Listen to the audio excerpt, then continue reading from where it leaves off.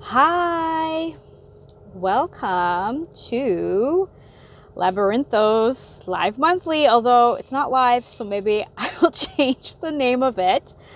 I'm just about to head out somewhere, so that's why I'm not doing it live, because we're in the country and sometimes like my data is not, like, it goes in and out. You go on a hill and it dips out. So I'm just gonna record this and then post it later while I'm driving. And well, I've got a few things I want to talk about today. So one of the things is like different angles of life. That's one of the topics. I want to talk about, so which really is just different perspectives. And I don't know, I have something in mind that I want to talk about. I want to talk about also flexible timelines. Random topic, but we'll go into that. The essence for this month, which is sunset serendipity or serendipity sunset. I don't know. Those are the words coming through. And if you can see the pink, there's pink, peach, purple coming through. And yeah, so that's that's the essence that we'll talk about for coming through for January, so the new year. And then I'll talk a bit about what's going on inside LUVXURY in January, so some of the offerings. So I am gonna put this, like, I'm not gonna drive with this in my hand. I might end up, I don't know, maybe because I'm gonna talk about angles, I might end up, like, you know, taking down my video and just keeping my voice going and putting up, like, I don't know, a nice picture. We'll see. Yeah, and we'll see. Hopefully this will work. Let me just get my car going. Yeah, so angles. So I wanted to talk about angles because, so that's just, I don't know, it's part of what's coming through. So looking at life through different angles, or seeing life in different angles, seeing things from a different angle. I don't know why the word angle is so specific, because sometimes I use this, like, obviously it's just the same as perspective, but I do feel like there's something different about angles.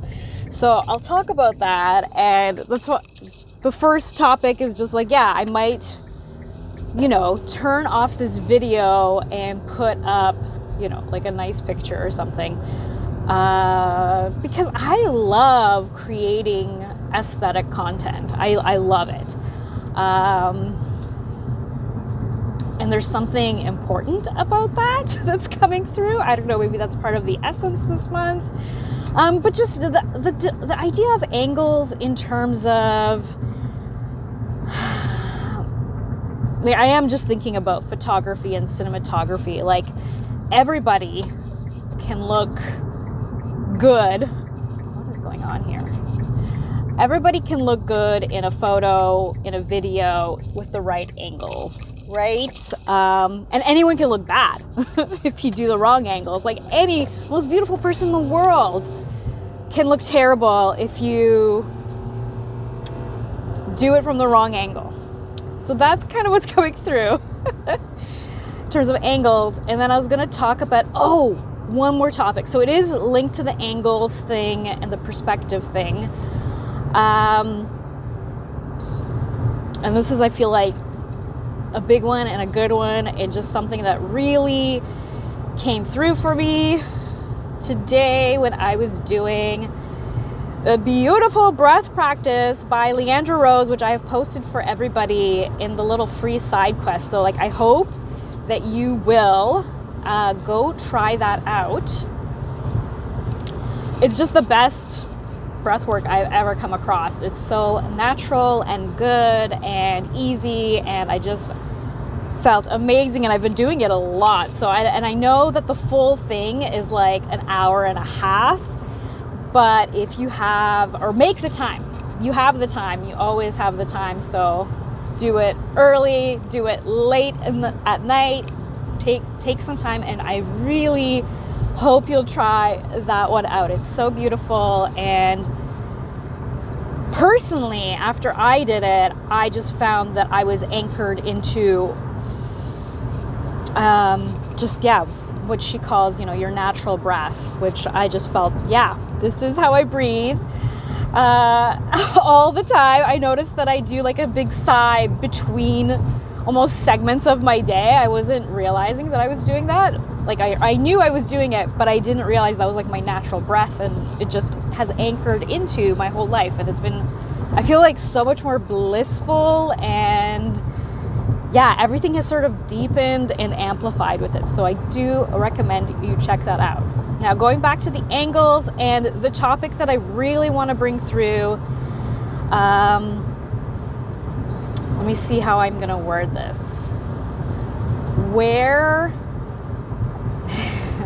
I don't like to use the word failure, but I'm going to go with it just for the sake of this. Like, are there areas where you feel like you're failing, but you're actually succeeding at a much higher level? So take that in for a second, and I will have some stories that really bring this home, and it's about angles and seeing things, hearing things from the wrong angle or the right angle, however you want to say that. So that was just sort of coming through today, because I was actually feeling, that word failure was coming through, and I'm just like, I just kind of sat with it during my breath practice, and I was like, it was so weird. It's not something that I normally feel. I feel like, I feel like I'm supremely successful. That's part of my core identity. I rooted myself in the feeling of being unconditionally successful no matter what I do. So anyways, I want to bring in the story because there's two stories, and I feel like they're both important. So one is going to be about my niece, and one is going to be about me as a child. So the one about my niece is just coming through because it was a few days ago, and it was really cute.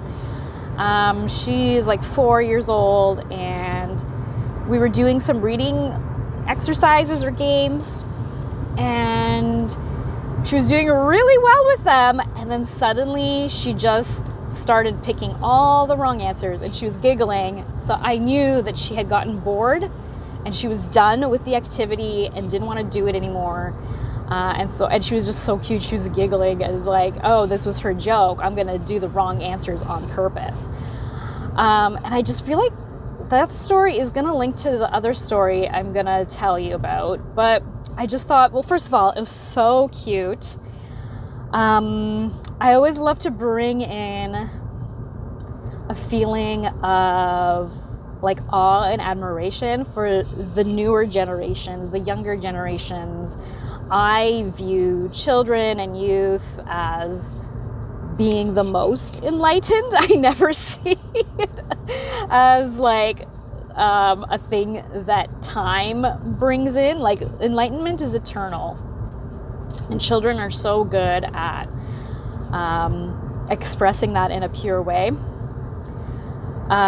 So I just thought that was so cute, just about this idea of, how smart are the new generation's going to be if this is like, I'm watching this 4-year-old be just so beyond caring about an assessment.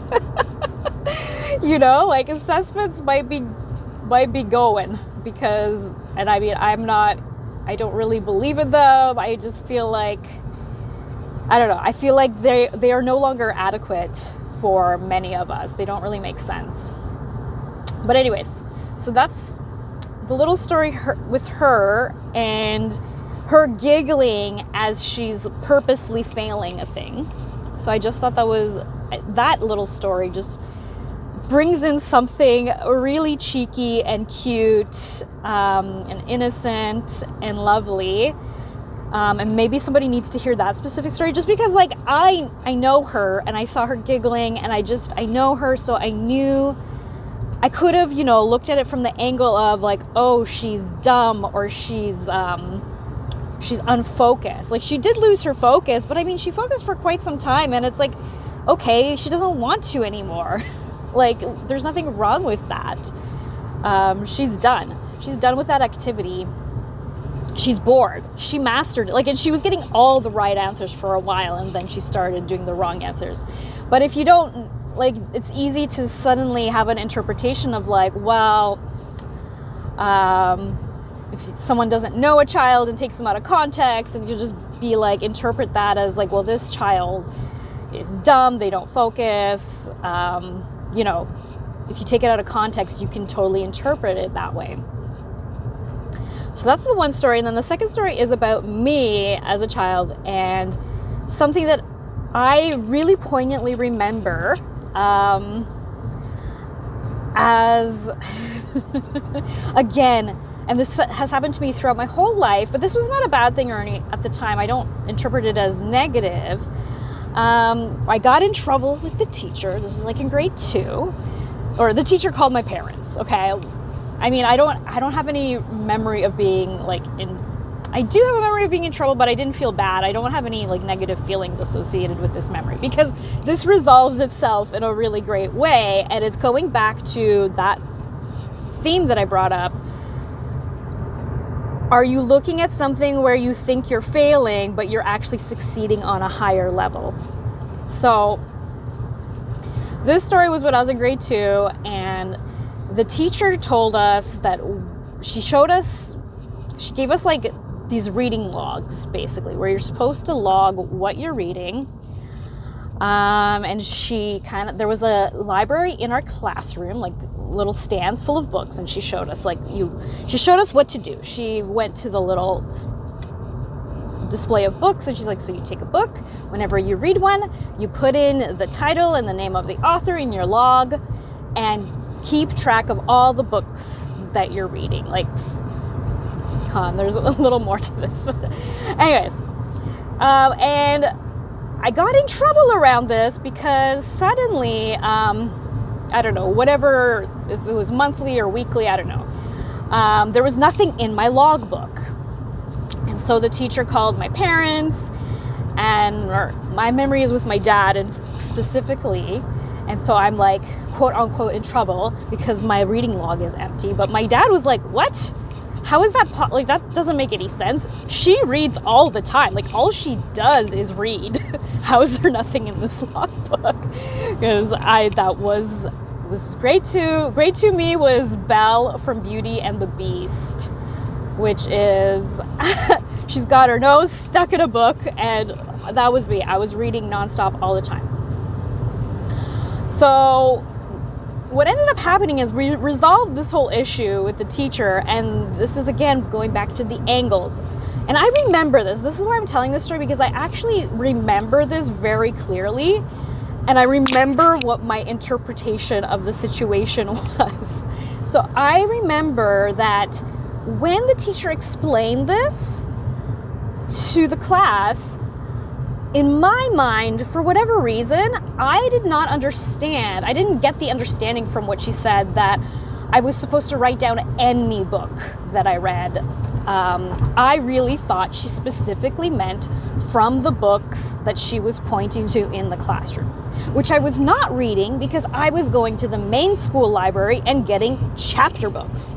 So those books that were in the little reading library in the classroom were like a lot of picture books, and I don't know, I don't have the full memories of this other than like, I just know that I was getting books from the library and reading chapter books, and I just was not interested in the books that were in the classroom. And I was busy reading the ones from the library. So it all got resolved, right? I was reading, I just didn't understand that I was supposed to log anything I read. And also, I was reading chapter books. They didn't look like the books that she was pointing to. Like, I wasn't reading the books she showed.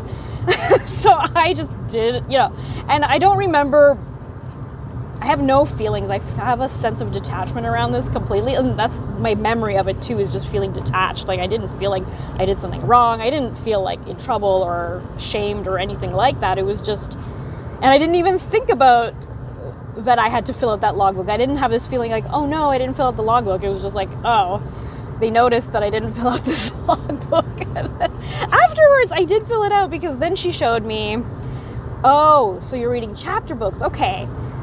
You can not only write the name of the author and the book, but you can just write each chapter down as a book because these are long books. So you may as well count each chapter as as the same as a book that would be read for most children. Because once you read 100, you got some sort of prize. I don't remember that full thing, but anyways, that's kind of the story. And just the main thing I wanted to share from that is that takeaway of like, again, is there something that you are quote unquote failing at that you are actually succeeding at a higher level? Because that's what I was doing. Like, I was reading chapter books and my little brain just didn't understand it was the same thing that the teacher wanted, because I was on a totally different level. And that just came through today so strongly, and especially like thinking about my niece too. And that just, I just wanted to share that with you guys because that's what's coming through, just to bring it into your own life. And I always love using children as examples, or just your own child self. I always feel like there's a sweetness that comes through. There's such a tenderness and such an ease and such a delight. Like I said, like my niece giggling at the wrong answers made me feel so good. Like, I get so many beautiful reminders from the children in my life about like how life is supposed to be. Children and animals, I always know how you're supposed to live properly. They always laugh at the things that adults are saying you're not supposed to laugh at, but no, the kids are right. I find the kids are usually correct. It's hard for me to argue with children or to be like, no, you're wrong, because I always feel like, oh shit, they are so right. So that's that example, and I just wanted to, pull that through for you, bring in that sort of childlike innocence of like, you know, what is something that's maybe going on right now that somebody or yourself, or there's some level where it might be labeled as a failure, but what if it's a success on just a higher level and your brain just hasn't computed it yet? You haven't realized it yet. You haven't gotten to an adequate understanding of it yet, which is from, we talk about adequate and inadequate ideas in Benedictus. Because that's how Spinoza frames it, rather than like talking about, say, limiting beliefs and that sort of framework. There's a different framework in Spinoza. It's similar, but it's different. Like, I'm sure you can even feel like, oh, you have a more and more adequate idea. Like, the word adequate feels different. And I think I was looking up the etymology of it earlier, and then I got distracted, of course, by something else that happened. So I'll try to look it up later, or maybe you can go on a side quest and look it up for yourself. Because the word adequate feels so different than, or inadequate even. Inadequate and adequate ideas versus limited and, I don't know, let's call it unlimited? I don't know. Just that little shift. So I also want to bring in that, although that is something we discuss in Benedictus at length. Like, we literally have a call all about that. So I'm not going to go full into that. So that was the little story I wanted to bring for everyone. And then, like I said, I wanted to talk about the essence that's coming through for January. Might not be the one and only essence, as has sometimes been happening. I start pulling through like lots of essences all at once, but I have been finding it fun to just kind of bring one central one every month, or repeat the one previously, because sometimes the vibe moves in a different way. Sometimes it's slower, but I am feeling like, so last month's essence was, or December's, this month still, we're still in December, is living poetry, but now I'm shifting into sunset serendipity, I think. It could change again, you never know. I will post it if it changes again, but that's just what I'm seeing and I'm feeling, you know, pink, peach, purple, cotton candy sunsets, just sunset colors. I love sunset colors. I feel like if I do have a favorite color, it's sunset colors, not just one color, sunset colors. So that's the color essence that I'm seeing. And again, always the invitation for you is, okay, if Sunset Serendipity is a reality filter, we're going to use it as a filter, but you're not just using a filter on your phone, it's for your whole reality. What can you filter through that essence? How does everything change all of a sudden? What might you look at in a new way that you weren't looking at before? Just like use that filter on everything. And you don't have to actually use it on everything, but just like test it out on everything. See what you get, because this is how I play with it. Like for me, like literally I'm just like, okay, I'm wearing all pink today. It's like where I am, it's winter. It does not feel like pink vibes here. I'm going out right now. I'm like, most likely I feel like I'm gonna get comments and compliments because I'm just gonna stick out like a Disney princess like I often do. But when I wear pink, it goes to another level. So that is the essence that I invite you into, and I don't know, maybe by the time I post this, I'll have a little image to go with it. So that's the invitation. And then I had one more topic, which was about timelines. Flexible timelines. Yeah, I don't know. This was coming through maybe because something else that I guess I've manifested into my reality over the years is I have not lived according to schedules for like the last, and I can't even tell you how much because I don't live within the context of time anymore like normal people do. But let's say 8 to 10 years. The last 8 to 10 years, I have not lived according to schedules at all. Like I have just lived absolutely at my own personal whims. That is the kind of freedom I manifested, and I think it probably came also from, I remember having this vision of myself as like this like crazy artsy lady living in a house with no clocks. I don't know, that's just a vision that I had at some point. Sorry, I'm just watching the road. I'm in the city. I can go, I think. Okay. So anyways, excuse me. Sorry, I just entered the city and I don't want to lose my focus, but on my driving, I should say. So I'm a little distracted as to what I was going to talk about, the flexible timelines. Oh yeah, so I don't know. So that was sort of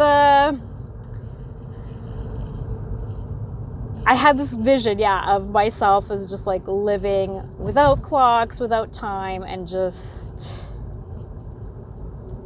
basically living at my whims, which over the years I have literally manifested that. I haven't used a schedule in so long.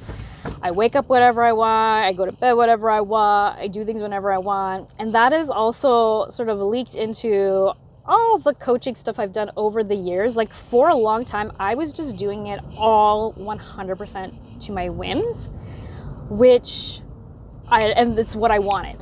But in the last year or so, the energy has shifted a lot where, I had this inspiration to create a calendarium, and I'm suddenly sort of trying to schedule things. But the thing is that I have found is like, I cannot go back to the way things used to be. I cannot do a rigid schedule. I just cannot. I cannot. It just doesn't work for me anymore. So I guess the way I'm looking at it is it's sort of a new game for me to play with calendarium, which is, I do schedule things in, but it's not unlike me to change something, to reschedule it, to cancel it, and move it around. But it's been sort of, like I said, a game of like, how can I integrate sort of scheduling in a different way, so that I'm still anchoring things into timelines, because that's what I like about calendars. And yet I don't feel pressured or stuck or constrained. Oopsie daisies, wrong spot. So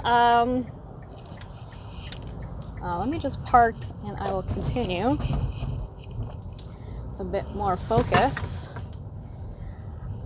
All right, yay, I made it alive.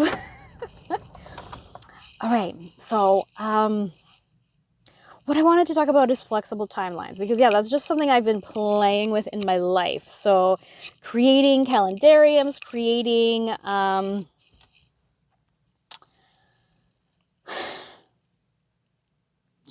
little schedules, but playing with them and keeping them flexible. So I just wanted to talk about flexible timelines as, I don't know, whoever needs that inspiration. Because I think the reason I've brought calendars sort of back into my life is I think I miss the rhythms that they can create. And so they have been creating, I'm going to say, new rhythms for me, because now it's a new game where it's like, well, it's in the calendar and I'm moving towards it. It's anchored, but then if I need to shift it, I shift it. But usually if I've put it in the calendarium, it is going to happen, because if it's big enough and bright enough for me to put it in there, it's exciting me, and I do want to, there's something there that I want expressed.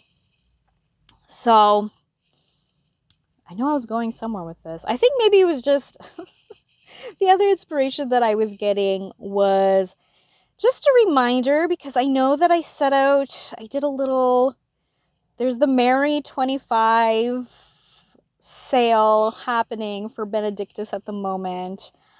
And I did put, an end date for it, but I wanted to just bring up that I'm very flexible with how I use time. And it's interesting. I'm like, what word would you use? Because it's not a deadline. I don't like the word deadline. It's just, an anchor point in time and space is what I'm using it as. So that's just maybe just a reminder. So I don't know, an inspiration of weaving time how you want to, and maybe just moving into your own rhythms of time and playing with that. But also just a reminder, so like I said, so the Merry 25, I guess, and not just Merry 25, but anything that I ever offer, if I put like a date on it and you come back and you're like, oh, but now I feel aligned with it, you can always just ask me. Just message me and ask. I am very flexible with those sorts of things. I just have been finding that I like anchoring them in. So Merry 25, I don't know if you're watching this after the date that I set on it, if that's still calling to you, just message me and ask. I will usually, people just don't ask for things, but usually I will give people what they ask for. So if you ask, you shall receive. So if that's something that's calling to you, and I guess we'll just transition now into the luxury offerings coming up in the new year. So so that's the Merry 25 is 25% off all the enrichment packages for the Benedictus iQuest. So I thought I was going, actually I don't know, I had two ideas in my head. I thought I was going to end Benedictus, but then it's like, no, I'm not. But then I think I originally wasn't going to end it anyways. I don't know why there's so many things coming through, but no. So Benedictus is still going, but the core part of it has been sort of completed. So there's calls and replays that you can watch, but there is still going to be live calls coming up in the next few months. So if you join that, you still get access to live group calls. So you're not missing anything. If anything, you're getting more at this point because you've got the replays plus, they're not weekly and they're not even bi-weekly, but there's in the 3-month package, there's 8 calls and I just kind of move them around where I want. So going back to flexible timelines. And even I've often written in my investment guides in the past, that my programs are 3 months-ish 6 months-ish, 12 months-ish. I don't like putting this sort of pressure of this has to be done by this, but it is nice to put like, I don't know, a goalpost, like, that's not even the right word, just a point. There's just nice to have a point that we're sort of aiming for, we're aiming around it. So all my programs are sort of like that. So even though they'll be like 3 months, there's always room for ish, because I always want everyone to feel satisfied and complete. And sometimes that takes faster and sometimes it takes longer. It just depends on what's flowing, what's happening. So I wanted to just, bring up that little reminder, flexible timelines, and that all my programs are sort of set up like that. And all my calls and live calls and things are set up like that too, because I always find that this often happens when I feel like I want to cancel or reschedule something. Other people wanted it to be rescheduled too. So it always flows and works out. Is that all I have to say about flexible timelines?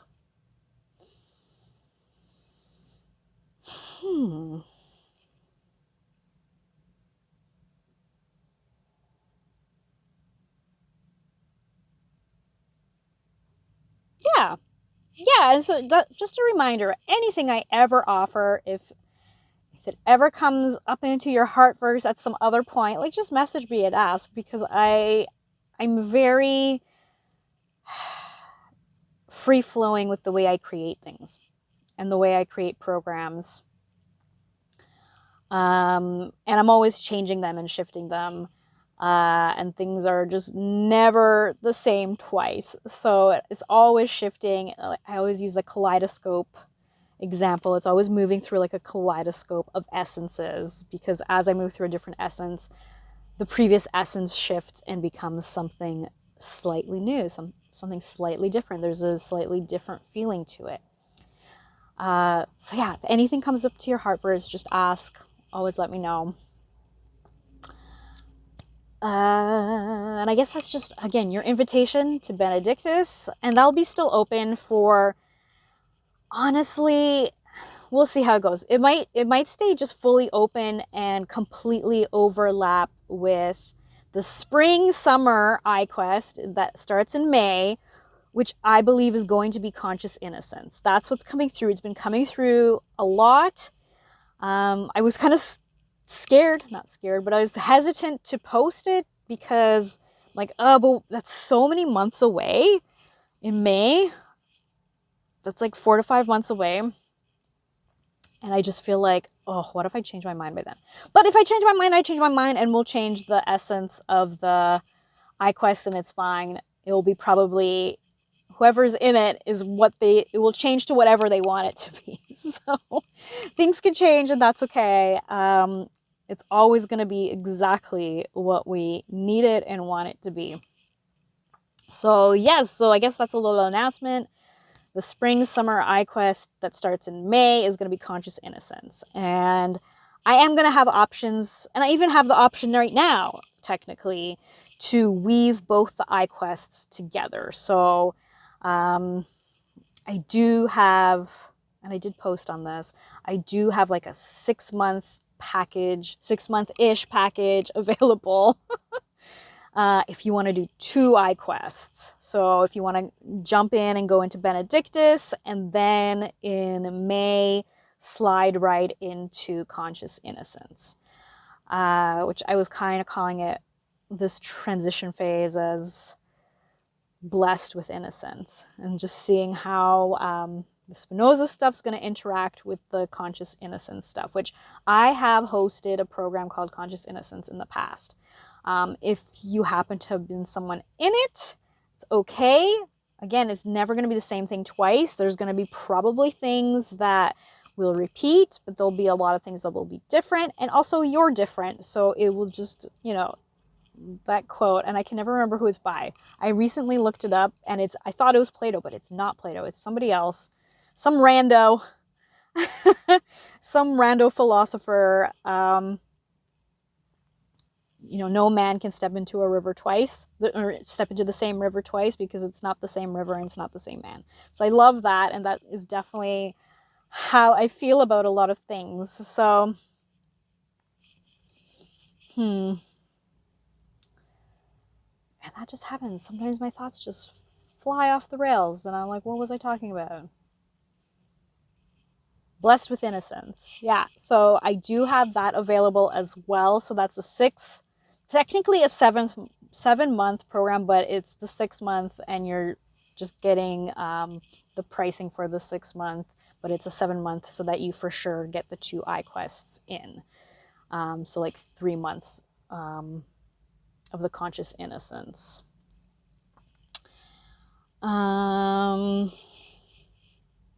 So there's conscious innocence. And there might be other things coming up. I haven't sat down and actually like planned out, say, January or the full new year. I just know that the conscious innocence is coming in May. We're doing Benedictus. We're continuing Benedictus, and things are kind of chill right now. So if you sign up, and there's not going to be group calls really, I don't think, till the second half of January. Although that can change. The best way for me to post and create things is to tell myself I'm not going to post and create things. That's always when the rebel in me is like, oh, well, but I'm so inspired right now. So, yeah, so the invitations are for Benedictus. You can still take advantage of Mary 25. Just let me know if you want 25% off the programs. I also am keeping my clientele small, so there's a lot of room for me to personalize packages and to create different payment plans. So if there's something you want and you want it slightly different, again, let me know. Just ask and we can put together a completely personalized package. Like, there's so many options, so many ways to configure things. So just let me know and we can figure something out. And is there any other invitations?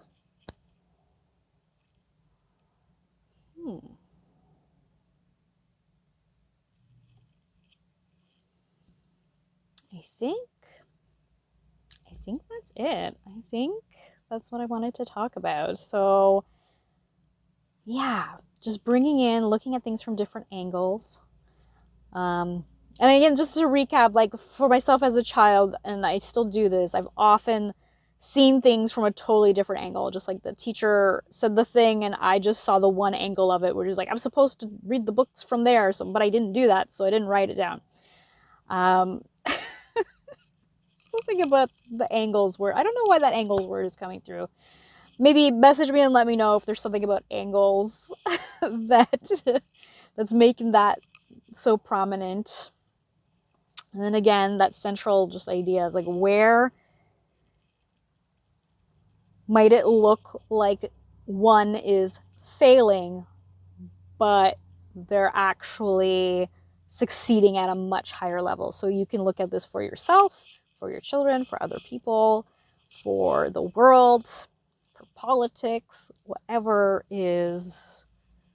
you are, I don't know, dreaming through, dreaming about, dreaming in. Just using that little shift there to shift the angle and have a new perspective. And flexible timelines, so however you want to bring that through.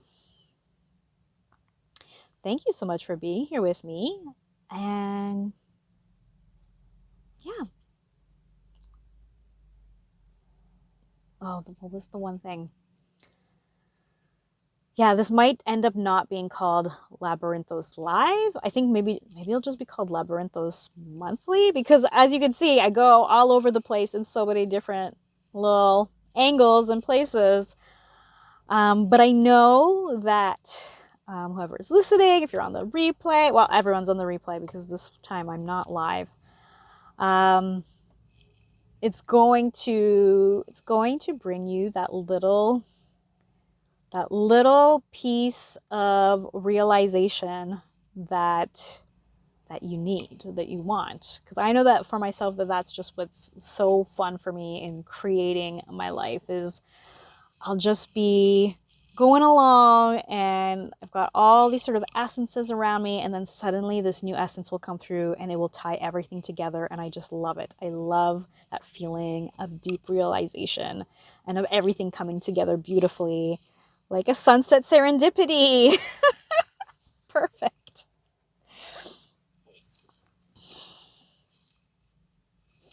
One more thought, I feel like. One final thought.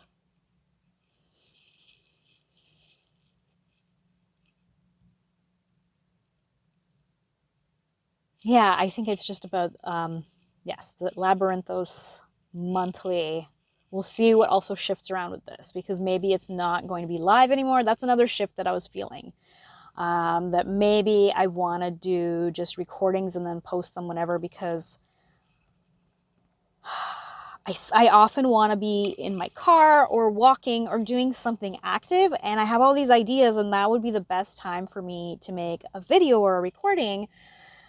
But it doesn't work for me to do it live, at least not right now, because yeah, the internet situation in the country, or like streaming, that kind of internet situation isn't always 100%.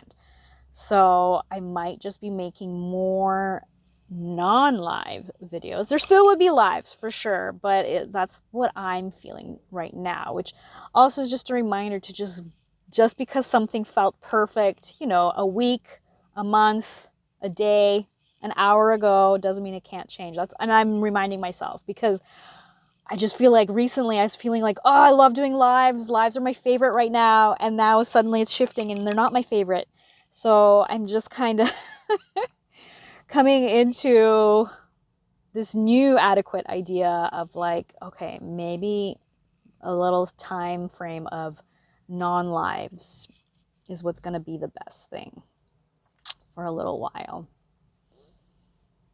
All right, that's it. Thank you so much for being here with me. Yeah, please DM me if anything comes up. I don't have an autoresponder. That's me replying. I will reply to you personally. If there's anything you need, just message. Just reach out and ask. Happy holidays, Merry Christmas, Happy New Year. Sending you and your family and all your loved ones so much love and joy and bliss and always magic. And for this month, sunset serendipity. Thank you so much for being here. Bye for now.